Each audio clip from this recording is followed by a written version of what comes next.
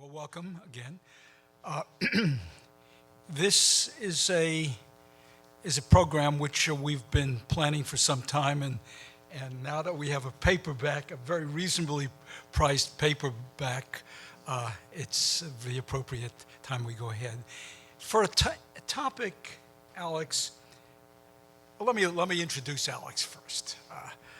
Alex is as most of you know, is a senior scholar here, fellow at the Middle East Institute, and specializes in regional security affairs. Comes out of a background where he was with Janes for a number of years, an important role there. But I'm not going to spend much time on biography here because you have that in your program that you're carrying, that you've brought in with you. Alex, when you first told me about wanting to write this book, Teresita Schaffer, please. Ambassador Schaffer has joined us. The ambassador is known to most of certainly the South Asia community here in Washington. Having been, we know her mainly for her service in the Foreign Service, where she served I first met Tezi in Islamabad in 1976. She went on to postings Israel as well as Bangladesh, yes, and Sri Lanka, where she was ambassador, headed the Foreign Service Academy here in Washington, and so on. Again, I think the full story on a remarkable career is available on the sheet that you brought in with you. So, as I was saying, Howard, thank you for joining us. Howard Schaffer. When you first broached it, I remember my first reaction was, I don't know if you remember this, I said, here's a book that needs to be written. Nobody has really seriously looked at this relationship, and it's a great idea. It's a great idea. Now, after several years have passed, I see it as, I was so prescient in this because what was a good idea now has become, I think, examination of a rather critical relationship in the region. One which we really could not have at the time, I think, have really appreciated how this is going to develop and how this bilateral relationship in the context of the Gulf and South and West Asia generally, how important a role this was going to play. But why don't I let you, Alex, say a word about what motivated you to write this book? Great. Thank you, Marvin. First, let me thank everyone for coming here on a very hot June day. It's a pleasure to have you all in the room, and thank you very much, Dr. Schaffer, for being here with us today. So I very much look forward to the conversation, and before I answer Marvin's question, let me just say, Marvin's been there from day one, so he's been holding my hand throughout, and it's a real pleasure to sit here on this panel and be quizzed by Marvin Weinbaum. So that's something I look forward to. But Marvin, why did I do it?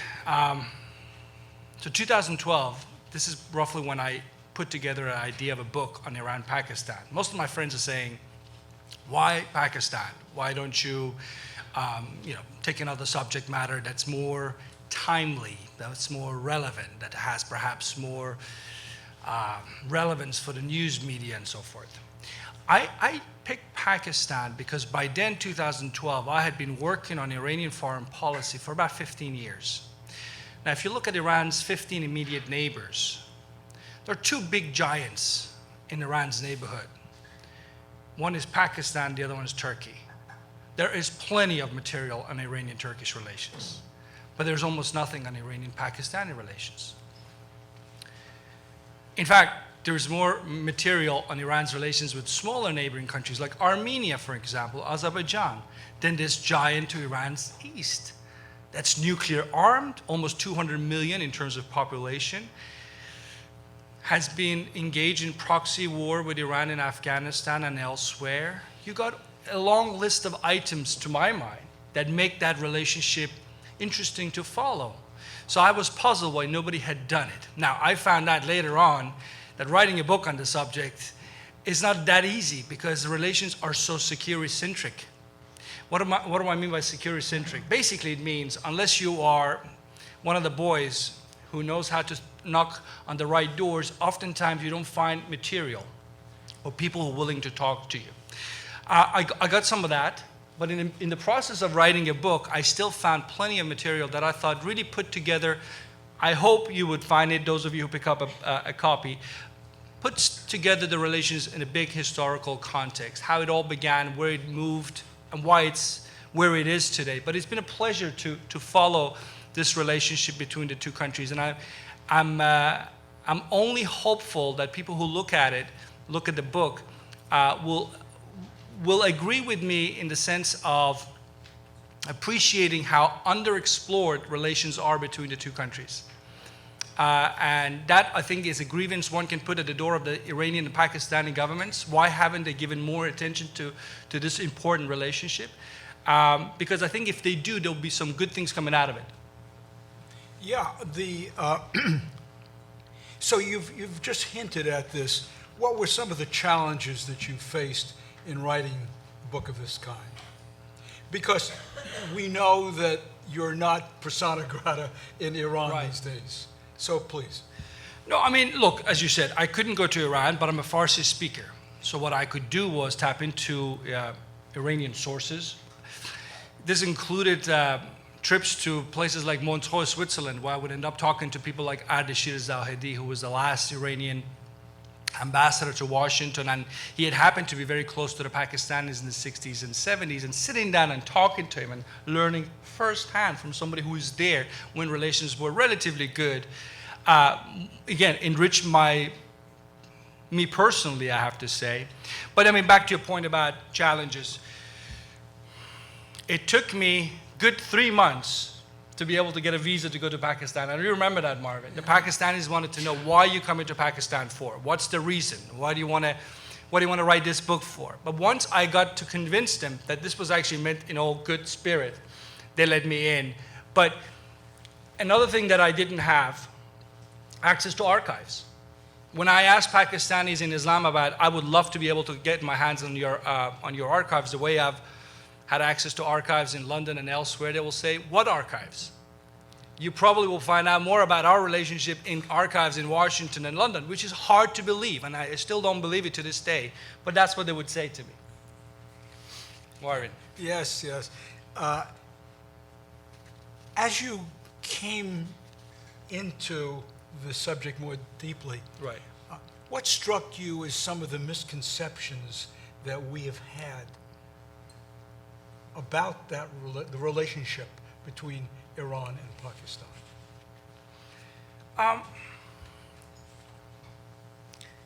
For me, when I went in and started researching this topic,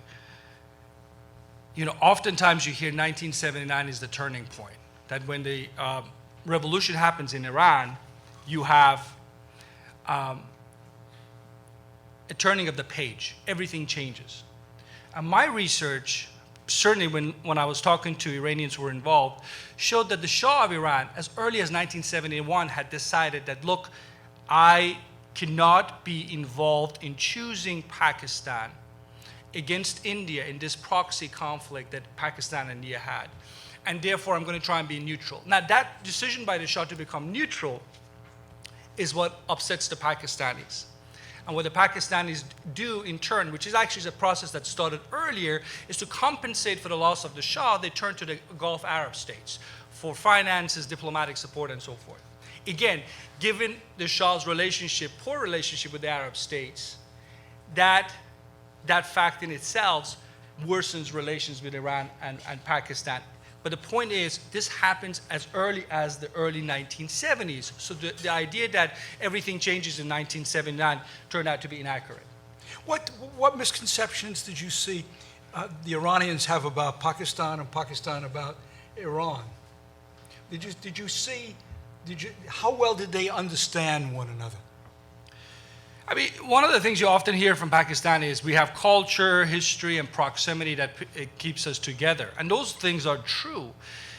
But the one thing that they also have, which is true and they don't talk about, is this inherent rivalry.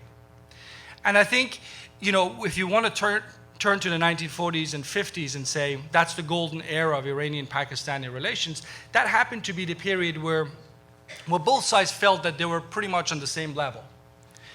By the time the Shah's oil money starts pouring in it, and he can afford to buy the types of guns and diplomacy that money can bring with it, he feels that he's the bigger brother in this relationship, and that the Pakistanis really resent. And actually, again, I want to go back to something that happens in the 1970s. This is about nationalism. It had nothing to do with things that oftentimes are spoken about today, sectarianism. The man who basically, in many ways, Marvin, turns around and says, look, Iran, I'm not going to let you be the big brother in this relationship, is a Shia, the Shah of Iran. The other person on the other side in Pakistan, Benazir Bhutto, is also a Shia. So sectarianism was not a factor. I think what really starts turning the two countries away from each other is their different geopolitical readings about what ought to be done for their national interests respectively in the long term. And Iran's choosing to be neutral in the Pakistani-Indian conflict really upsets the Pakistanis. Well, was Shiism really entirely not a factor? After all, there is tension within Pakistan here between the Shia and Sunni communities. There have been killings and so on. But even going back into the 1970s, right, you had a situation where there was evidence here of Iran's interference.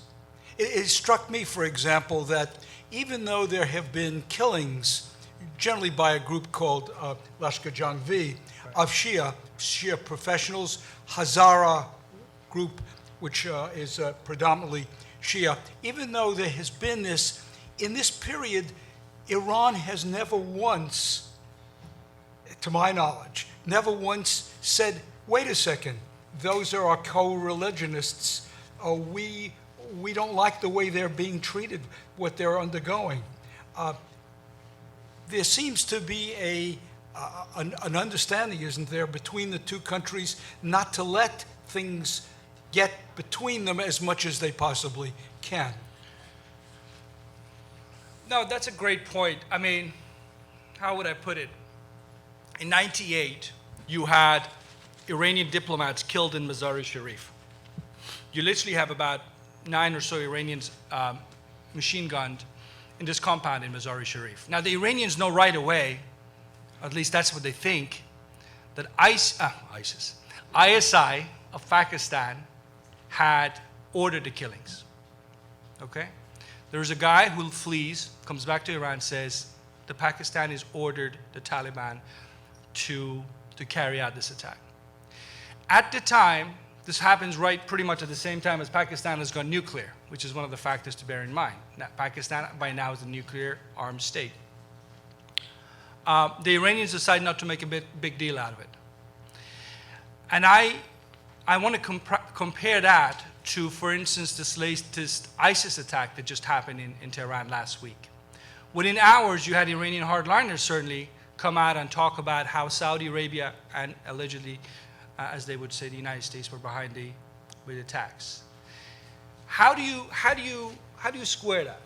How do you, on the one hand, I know I'm going back some time when I go back to '98, but I will say overall, even if there's an attack today, even if, say, one of those attackers that was engaged in this attack last week in Tehran fled over into Pakistan, the Iranians have shown to be more or less reserved in their reaction to the Pakistanis for what Iran has at times arguably said you're tolerating militants that are hitting Iran on your soil. Why don't you do anything about it? But that's not a new charge. The Iranians have been making that charge against the Pakistanis for a very long time, and yet there is an understanding on both sides that it's best to have sort of managed rivalry the way they have, as opposed to all-out conflict, which sometimes seems to be what you have when you look at Iranian-Saudi competition.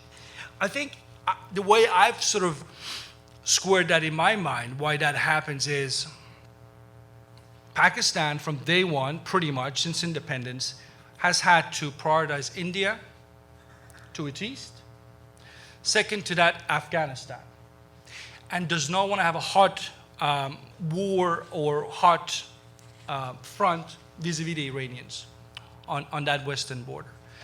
The Iranians are busy in their competition for power with their regional rivals in the Arab world. Again, for their perspective, they also rather leave that border alone. So I think that in many ways explains the complexity, because we certainly see that Iran and Pakistan are engaging, if you look at Baluchistan area, in this tit-for-tat proxy conflict. And yet neither side wants to go all the way out and accuse the other of harboring enemies of theirs, if that makes sense. So both sides have kept a certain degree of restraint here in an effort not to turn that into a hostile border, because obviously Right. they do have. I want to bring Ambassador Schaffer into this as well. Tazy, please. Well, I had the advantage of reading this book about a year ago. I was sent a review copy by the International Institute for Strategic Studies. And my first light bulb moment was, my goodness, is this really the only book that's been written on this subject? I come at it from the opposite direction from Alex. I served in Pakistan, as Marvin has already told you. That was my second post in the Foreign Service. I have visited Iran during the Shah's glorious day, but I have never served there. So I looked at this on the basis of some knowledge of Pakistan's perspective and much less on Iran's perspective. I came out of my 3 years in Pakistan with a couple of very strong impressions, none of which were challenged really by your book, and some of them were reinforced. Not long after we arrived, planning was underway for a visit by then Prime Minister Zulfikar Ali Bhutto to Tehran. And Alex has talked about national interests. Let us not forget the two larger-than-life personalities that were involved. And there was a story which may well be apocryphal, but it was just too delicious not to keep making the rounds, that one officer, presumably a fairly senior one from the Iranian embassy, had come in to see the chief of protocol, who was a retired general with something of a smart alecky bent. And after the chief of protocol made what the diplomat considered to be a somewhat disrespectful reference to His Imperial Majesty, the two of them got into a fist fight. So it was an interesting interpretation of protocol. But what was underneath this was the interest that both of them had in maintaining strong regional relations, and including in that Turkey, the RCD group, which was supposed to be an offshoot of CENTO. CENTO was kind of moribund from the time it was born. RCD did a little better, but not a whole lot. But they both had an interest in their relations with Washington, and they both had one eye on Washington as they dealt with each other.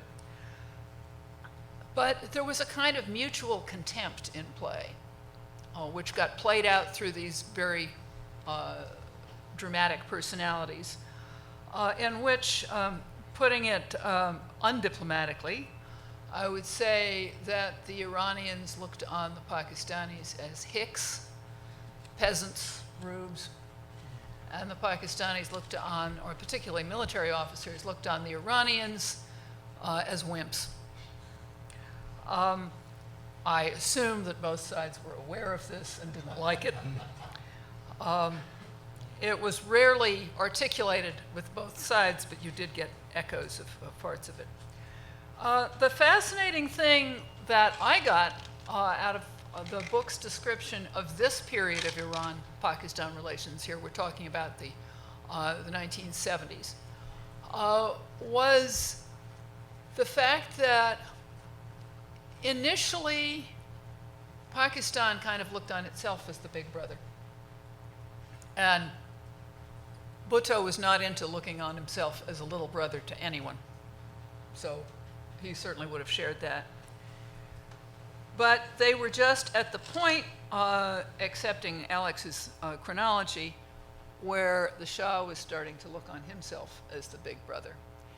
And I think they were well into the stage where the United States considered Iran the more important of the two.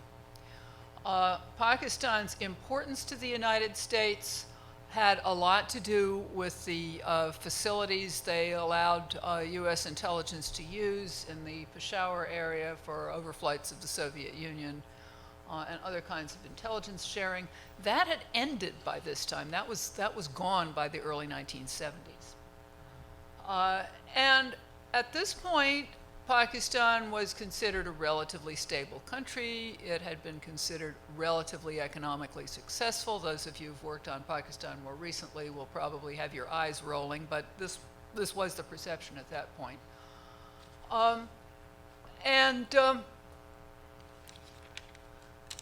It wasn't considered a country in crisis. And the Shah was looking immortal. And so that immortality was useful to Bhutto, who was, at this point, considered something of a thorn in Washington's side. Not a terrible one, but one that was frequently inconvenient because Pakistan was really not quite a big enough stage for this man, who saw himself as a world figure and acted accordingly. The sectarian part of the relationship is kind of hard to get your arms around. Pakistan does have a Shia population of about between 15 and 20% of the total, including some very prominent families, prominent in business and politics. And in a couple of parts of the country, you have a significant Shia population of actual peasants who work the land.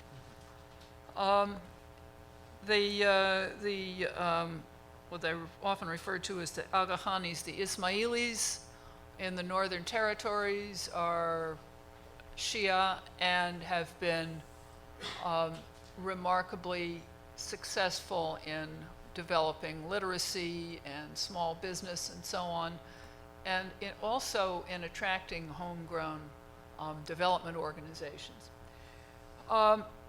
You did not, in those days in the 1970s, have the kind of sectarian conflict that you have now. But people were certainly conscious of the fact that there were Sunnis and there were Shias.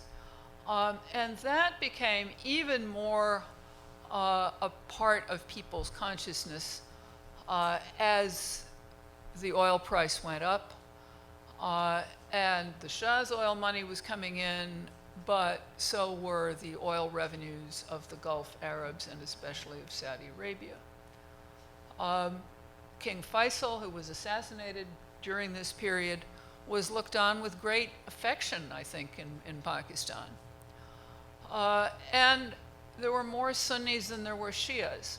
So Pakistan always had, and still has, an allergy to getting involved in Sunni-Shia squabbles.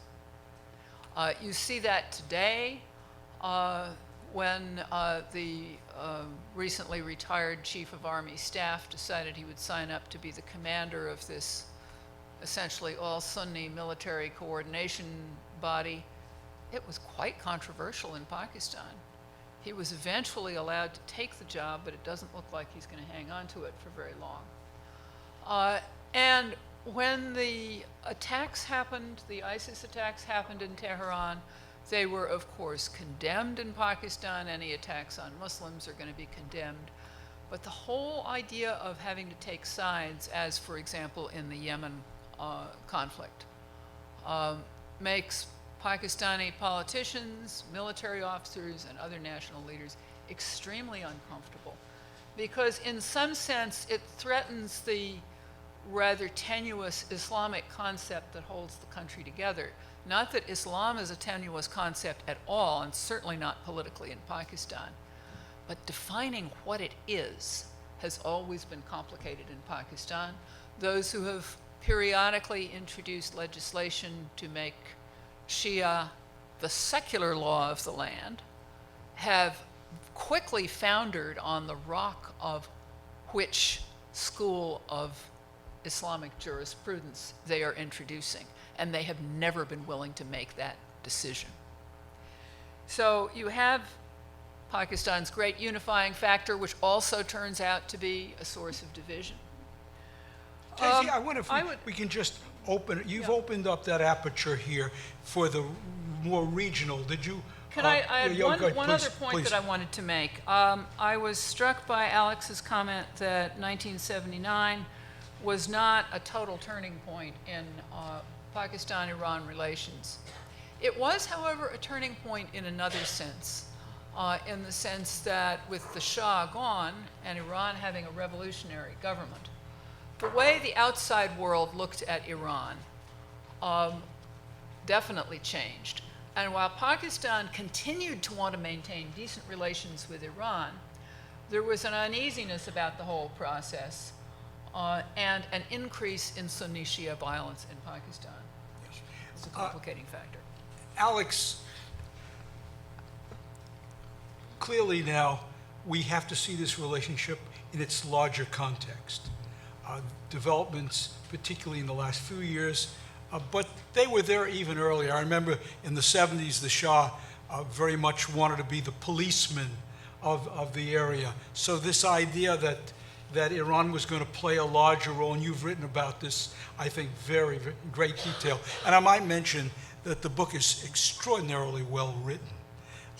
Alex is, Alex is a scholar in almost every respect, except for maybe for a PhD, but otherwise fully a scholar. But Alex brings to this book here his skills as a journalist here, and it's a very readable book. Alex, where do these two countries now fit in the larger scheme here, in this very obvious tension here between Iran and Saudi Arabia? How does this relation sort out? Great. Marvin, before I answer that question, just two quick points, if I may, in response. Dr. Schaffer, when I was doing the research for the book, I don't know how many cables I had to go through. The words Sunni and Shia did not come up, maybe with the exception of once. Certainly on the Iranian side, I mean, it was just not a factor. You had to go back to the 1950s when there was a talk at one point about a confederation of sorts between Iran, Pakistan, and Afghanistan to bring these three countries together. And remember, all this is driven by an American kind of a design, if the US could pull it off, to make this part of West Asia inaccessible for the Soviets that were sitting not far to the north. So everything that's happening here in terms of these grand designs, you have to consider that with the United States' calculations in mind. So when there was this talk of a confederation briefly, although it sort of as a subject matter stays on all the way up to the 70s, but it was most seriously taken as a subject matter in the 50s. There are Pashtun tribesmen in Afghanistan who say basically, hell no, we're not going to have a Shia king, because the Shah of Iran had sort of imagined himself as the head of this confederation. Other than that, you really don't have the Shia-Sunni issue as a factor. And remember, you've always had, as you just heard, a nice-sized, large Shia minority in Pakistan. But the Shah never really wants to exploit that the way the mullahs that come to power in 1979 starts Alex, doing. it was always rumored that Bhutto himself was of Shia origin. I thought it was a fact. Yes, but I mean, if you tell me it's a rumor, it's something he never paraded, right? Is not, but that in fact his mother certainly was Iranian and Shia. So that his wife, I'm talking about Zulfari, or and his mother was Kurdish. Yes, and his mother. Yeah. 1979. I think you really make it a very important point. Which is, if you're sitting in Pakistan, never mind the culture, the history, the geography, and everything else that brought you together if you're Iran and Pakistan. Consider this also as one of the reasons that the Pakistanis kept looking at the Shah as a useful ally. Throughout that period, before Shah is toppled in 1979, he's not only a source of subsidized oil and loans, but he's also importantly a source of taking talking points and having a goodwill of sorts for Pakistan, take it to Washington and say to presidents such as Johnson and Nixon and so on, look, you can't give up on Pakistan. You can't let the Indians do all these things to Pakistan. Nobody else at the time is talking on behalf of Pakistan the way the Shah does in those days at such a level in the White House, because the Shah had this close relationship with 8 successive American presidents. He performs a role that in the eyes of the Pakistanis really can be replaced. Nobody else could do it. At this moment, at that time, I should say, there is no Saudi lobby or United Arab Emirates lobby or so forth in Washington that could perhaps speak for the Pakistanis. That job is one that the Shah has, and the Shah does it more or less believing it was a good cause. Now, 1979 happens. That man who was speaking positively on your behalf is gone. And the folks who have taken over in his place are anti-American to their core. So suddenly one of the most useful aspects of having an ally in Iran, in the eyes of the Pakistanis, is gone. The money that used to come in is gone, because within a very short space of time, when the Shah is toppled, Iran is engaged in an 8-year bloody war with the Iraqis. Every single dollar the Iranians have, they need at home. So, in other words, this isolated Iran that you describe is very much one that's not attractive for the Pakistanis. Why on earth should they want to team up with the clerical establishment that takes over in Iran? To what end? Pakistan, after all, never subscribed to the ideology of the Islamic Republic of Iran of changing the global order, of spreading the revolution. Pakistanis, from what I understand, and good folks in the room who know Pakistan more than I, correct me if I'm wrong, much more about defending Pakistan's national interest. Certainly in the 1980s, they had no time. They had no time for the sort of revolutionary language that was coming out of Tehran. But to Marvin's point, that revolutionary language has changed. Today, a good part of the Islamic Republic doesn't believe in the revolutionary language and spreading the revolution the way they used to believe in the 80s.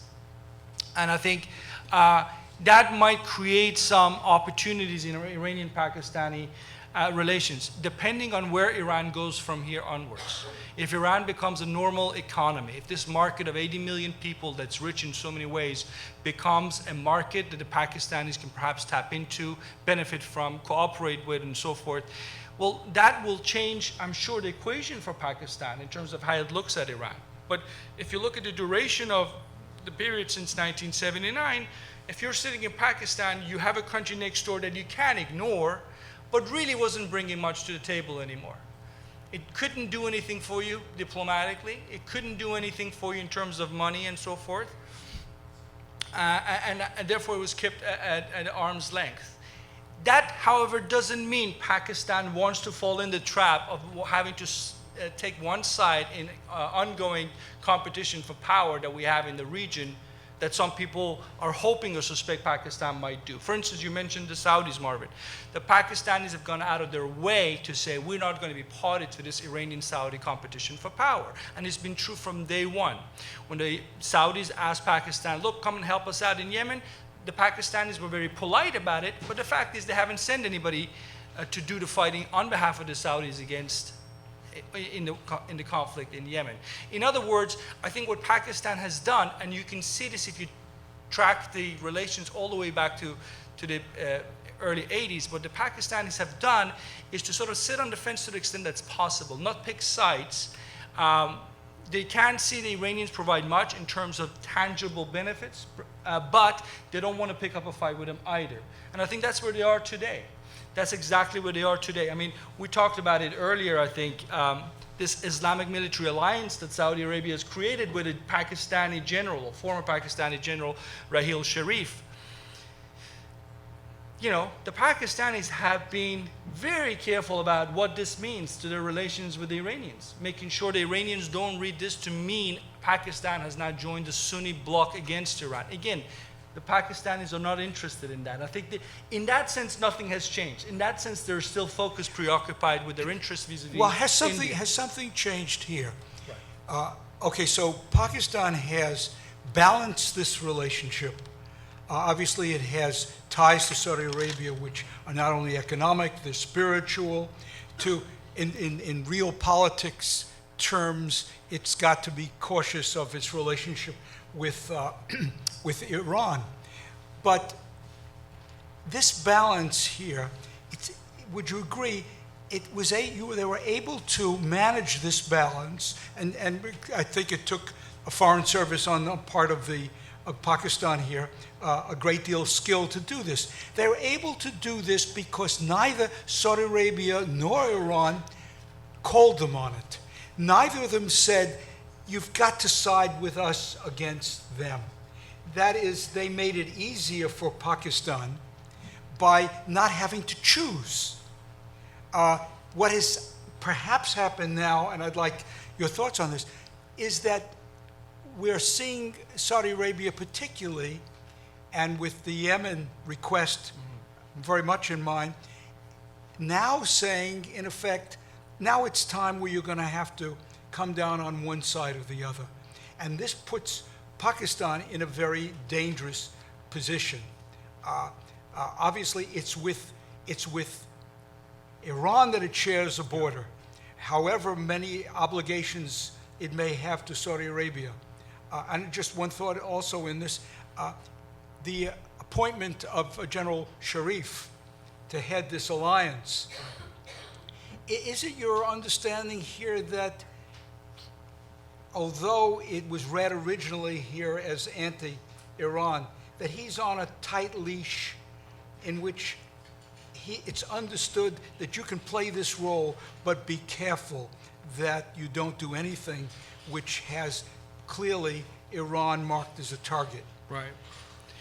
I mean, on that second point, Marvin, I can just say I have been surprised by how little reaction has come out of Tehran to this Islamic military alliance. And that lack of reaction usually means one or two things. They're really worried about it.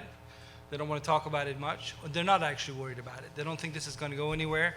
They've looked at pan-Islamic, pan-Arab organizations come about in the past. They haven't usually produced much. Why would this one be any different? Which I believe is an alliance of 41 countries. So they see it perhaps as some Saudi initiative to sort of create the image of, you know, there is a new whole front in the Islamic world against Iran. But as I said, I don't think the Iranians so far have taken it very seriously. And that obviously creates space for the Pakistani General Sharif, former Sharif, to sort of not get himself criticized or attacked by the Iranians. Could I make a comment on that? Sure.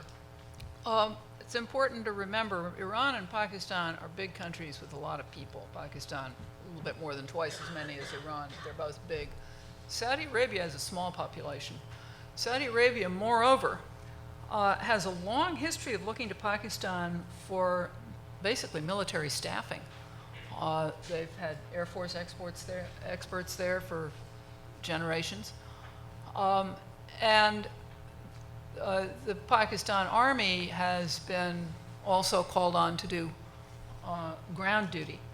So that in reaching out to Pakistan, and indeed to General Sharif, the Saudis were doing what they'd been doing all along. It's just that the new circumstances made the Iranians more uncomfortable about it. Can I just add, we tend to think of it in terms of Pakistan needing Saudi Arabia.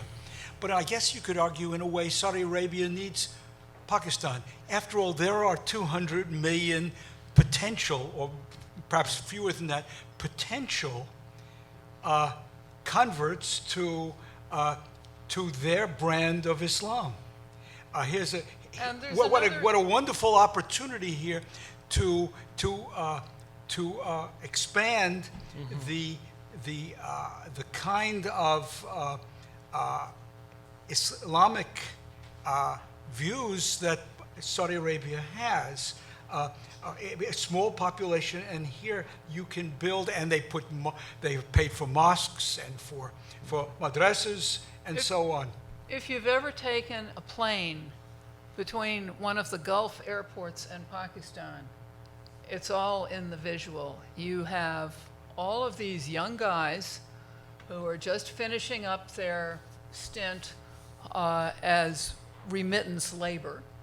And typically in their luggage and carry-on, they will have an air conditioner, a fan, a bunch of rather large kitchen equipment, and heaven only knows what's in the belly of the plane. And enough money saved up so that the fortunes of their family are really transformed. So that this is another dimension of Pakistan's relationship with the other side of the Gulf. They never had the kind of remittance opportunities in Iran. No. So that the Iranians were less worked into Pakistani society in that sense. I mean, frankly, I think one of the problems we have here one of the factors we need to keep in mind when we're talking about why does Iran not, or the authorities in Tehran, not give enough attention to this country to their east, Pakistan. I think maybe that's the part of the problem is the fact where Tehran is located. I mean, if you're sitting in Tehran, Pakistan, to get to Pakistan, you have to cross the big desert in central Iran. You have to get to Iranian Balochistan. When in itself, if you're asking Tehranis, is a different country altogether. And by then you have, historically in the minds of Iranians, you've reached India. So that there is a problem here with the Iranians, certainly the elite in Tehran, have kind of kept that part of the world, their eastern neighbors, out of their calculations. And I think in the long term to their own detriment, because they have tended to look at the east as where there's trouble. Where there's drugs coming in, refugees coming in, or instability. What does that do? That makes the entire relationship being sort of contextualized in terms of security calculations. It's all about security. I mean, I mentioned Turkey before, and I want people to think here about what I'm about to say. You have two large neighbors of Iran, Turkey and Pakistan, okay? And in many ways, Iran faces the same kind of issues from these two countries. Right? Turkey is large, so is Pakistan. Turkey's got a large army, so does Pakistan. Okay, Pakistan is even nuclear armed. Turkey isn't, but still pretty formidable. Turkey is an ally of the United States. Pakistan claims to be, or tries to show its credentials. There are rivals in terms of power for the competition in the region and so forth. So why is it that Iran has so much better economic and arguably political relations with Turkey than it does with Pakistan?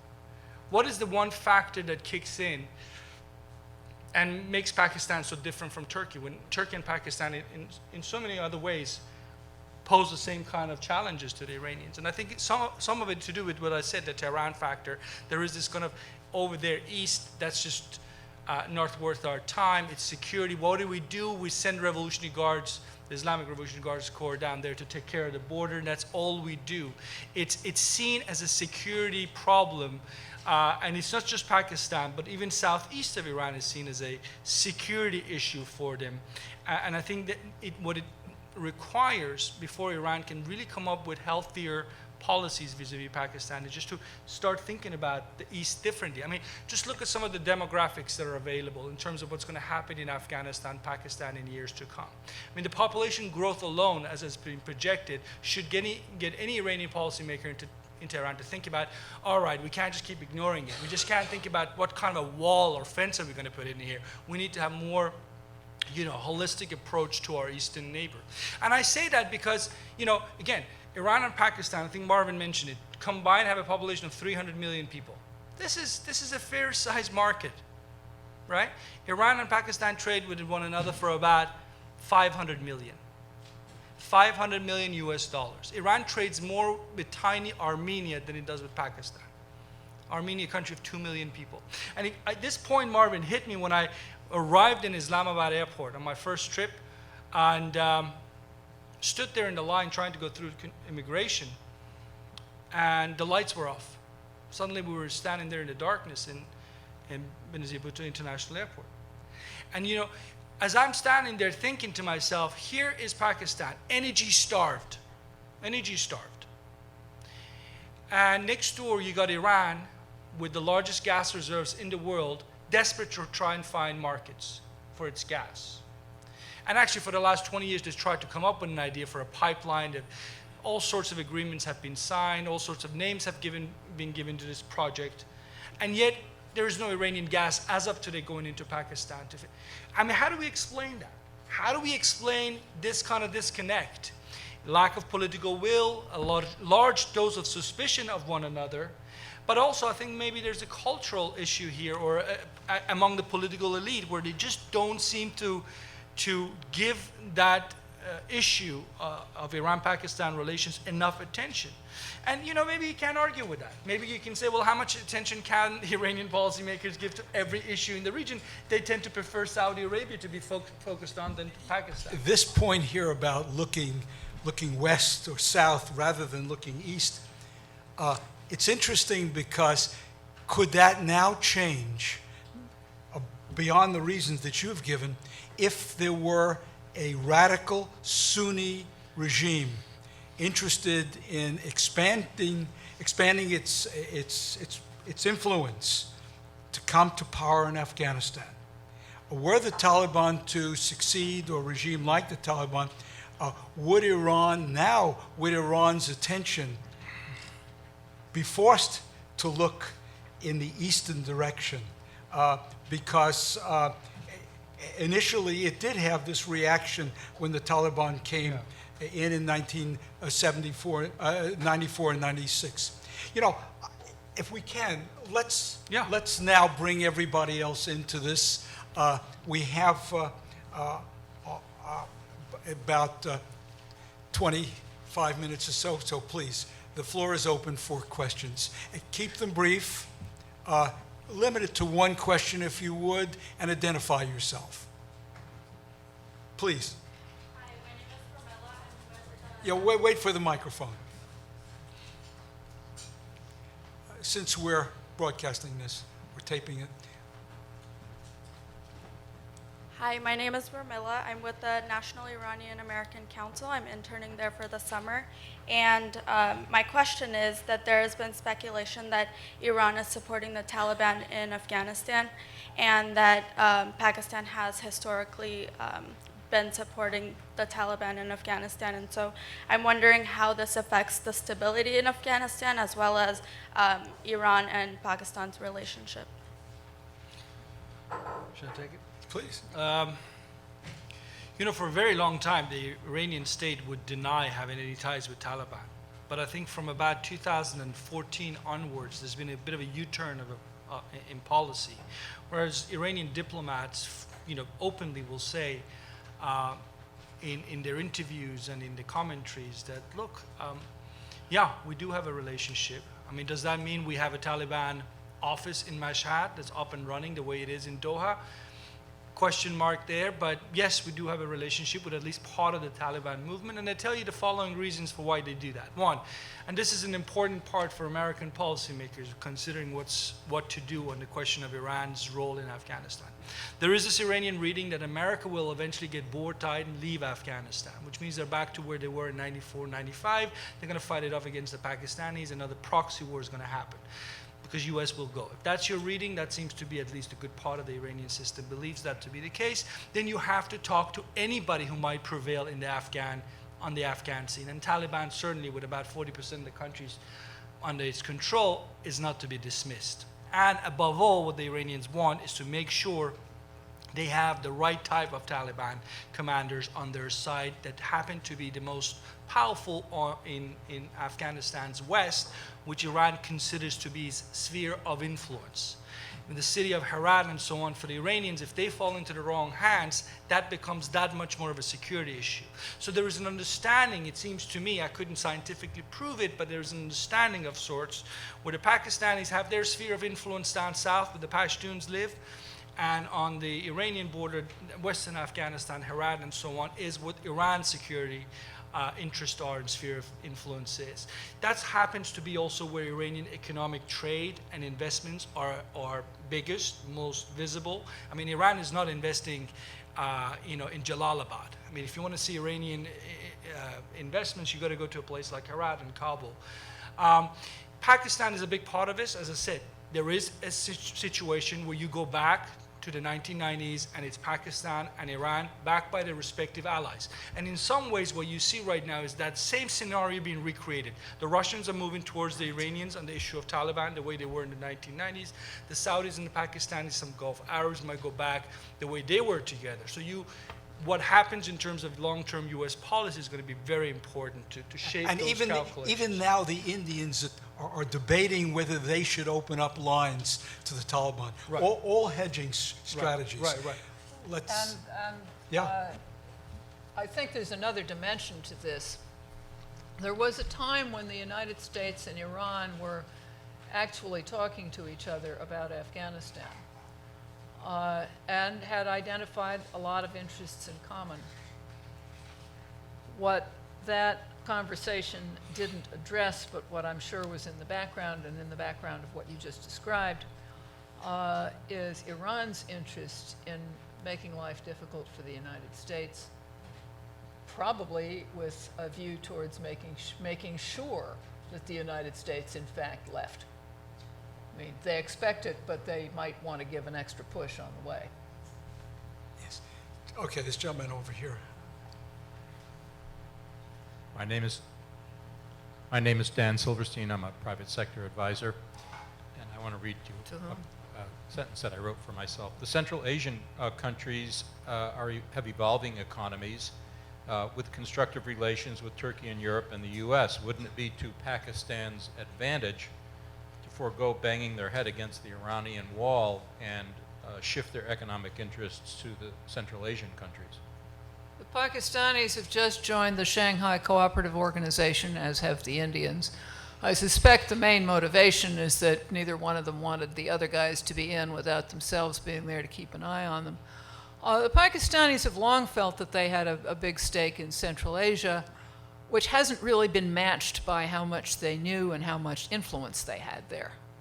And that goes back to when Central Asia, well, what that means is that when Central Asia broke away from the Soviet Union, Pakistan's expectation was that the Central Asian countries would become their best friends, which in point of fact didn't happen. I mean, the relationship was cordial enough, but there just wasn't all that much substance there.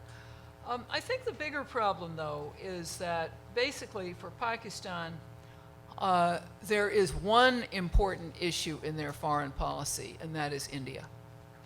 And everything else is important insofar as it relates to what they feel is an existential threat from India.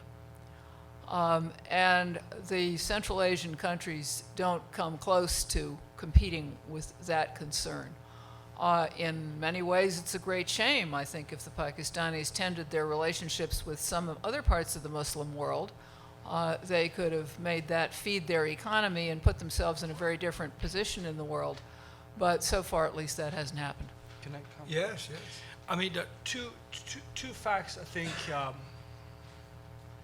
that are important to bear in mind when it comes to the calculations of the Central Asian states. One is just sheer geography.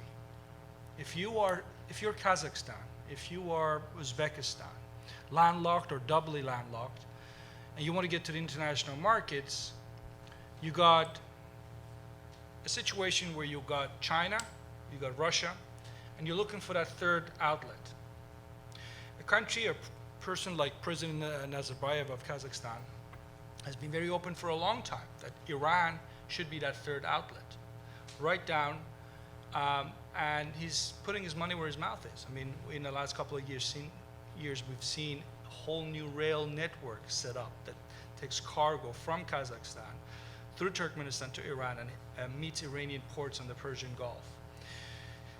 Now imagine if you had to do that in Afghanistan. For that to happen, you need a lot more stability, I should say, in Afghanistan before that becomes viable. The big litmus test on that one is probably the gas pipeline for Turkmenistan that could take Turkmen gas through Afghanistan to Pakistan and potentially onwards to India.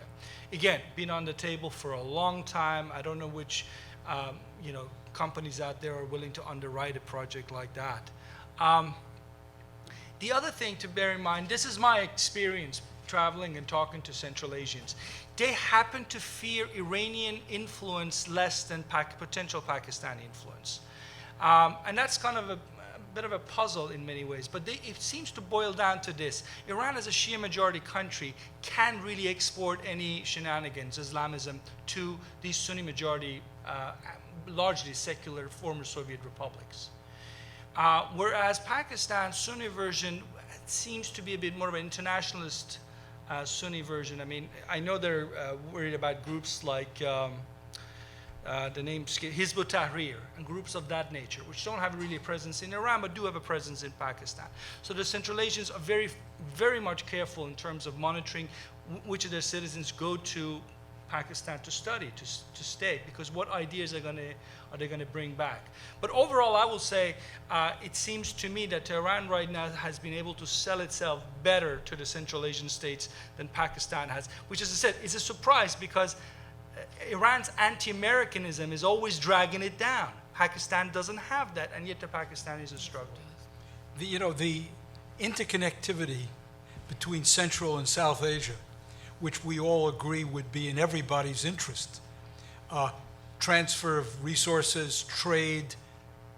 It's difficult to conceive of it when there's no interconnectivity, when there's no connectivity within those regions. Those countries don't allow easy trade among themselves or put obstacles of various kinds. So before you can have that, you're going to have within the regions the kind of relationships among the states which are amenable to that kind of development. Please, right here. Maybe I can just use my finger. Well, yeah. Hi, my name's Mark Boyd. I'm not really affiliated with anyone, and I'd like to ask the ambassador, first of all, thank you all for coming today and giving us your insight. We've heard a lot from the Trump administration, in particular against Iran and against the deal and all that. But I'm interested to find out from the ambassador, if you were asked to provide your recommendations on what to do with Iran and what to do with Pakistan, what would be your recommendations for U.S. policy? Well, Thank you. just to be clear, nobody's asked me, and there is not the remotest chance that they will do so. Not now.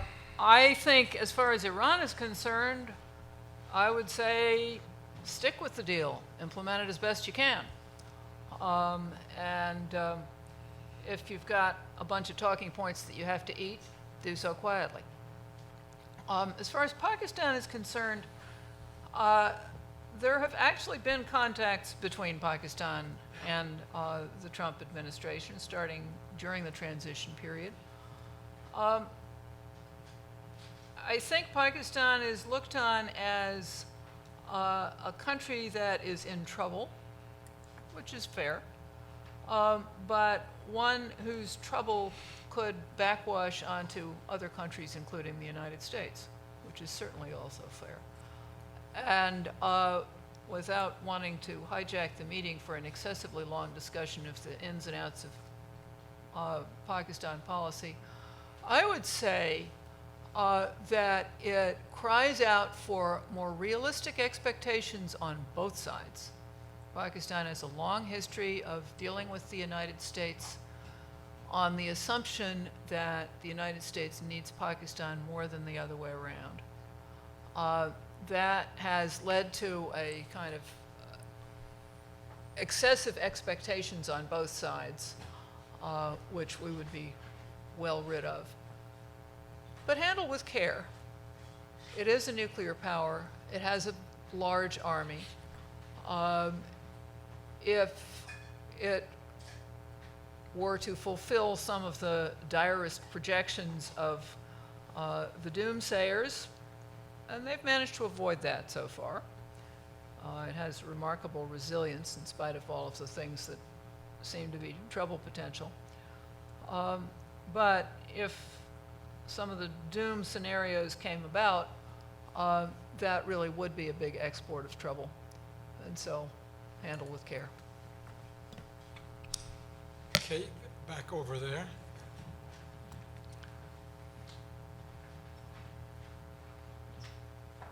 Nader Gohari. I'm president of Global Risk Intelligence. I was just wondering whether during your research in this book you've come across anything on Jundallah and if there are any Pakistani influence that is going to be in Iran through this organization. Thank you. No, there's plenty on Jundallah. I mean, the Iranian reading of Jundallah is that without at least elements in Pakistan facilitating for what it does inside Iran, used to do, obviously the organization doesn't exist anymore as such, then it wouldn't have been able to carry out those attacks.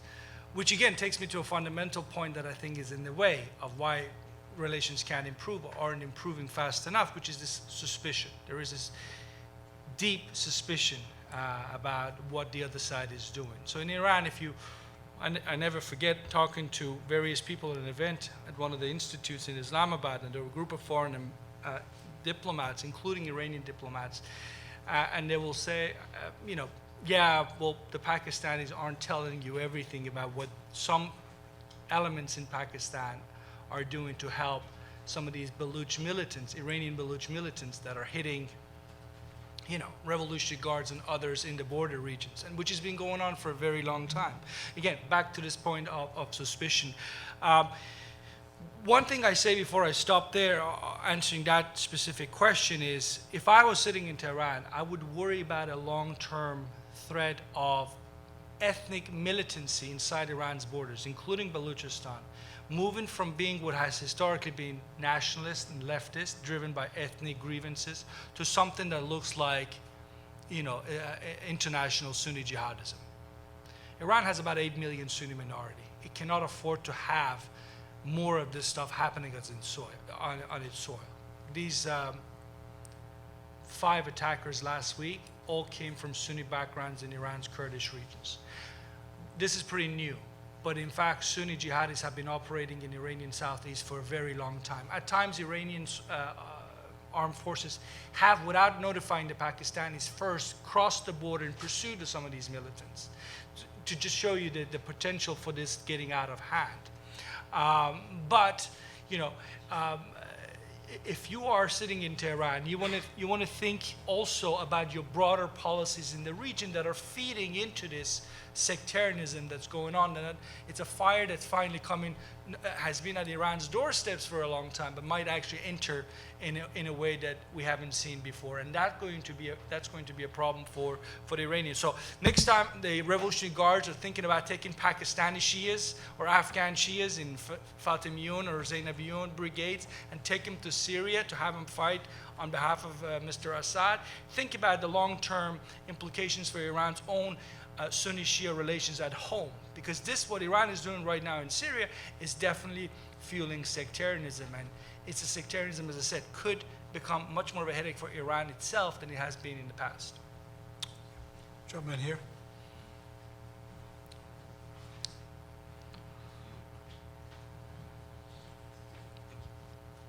Hi.